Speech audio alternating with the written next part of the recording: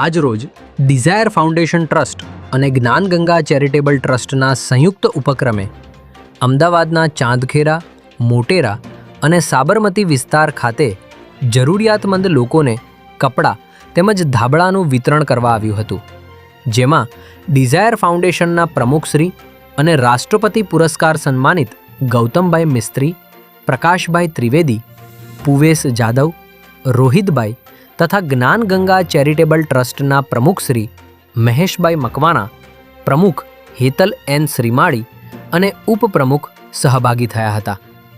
ત્યારે તેમના આ સેવા કાર્યનો મોટી સંખ્યામાં લોકોએ લાભ લીધો હતો.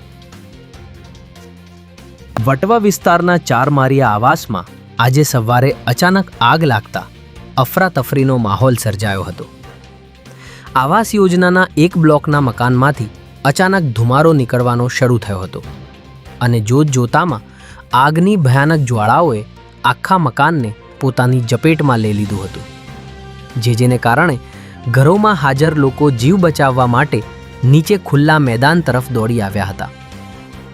ઘટનાની જાણ થતાં ફાયર બ્રિગેડની 3 ગાડીઓ ઘટના સ્થળે દોડી આવી હતી અને ભારે જહેમત બાદ આગ પર કાબૂ મેળવ્યો હતો. આદિત્ય પટેલ બની મેટ્રિમોનિયલ સાઇટ પર વિધવા મહિલાઓને ફસાવતા કરીમને ઝડપી લેવામાં આવ્યો છે. અમદાવાદની એક વિધવાનો મેટ્રિમોનિયલ સાઇટ પર આદિત્ય પટેલ નામના યુવક સાથે સંપર્ક થયો હતો, જે બાદ બંને વચ્ચે પ્રેમ સંબંધ બંધાયો હતો. ત્યારે ટ્રુ કોલરમાં તેનું નામ કરીમ હોવાનો ભાંડો ફૂટતા પોલીસને જાણ કરવામાં આવી હતી, જેને પગલે અમદાવાદ ક્રાઇમ બ્રાન્ચ અને પશ્ચિમ મહિલા પોલીસ દ્વારા આરોપીને ઝડપી લેવામાં આવ્યો છે.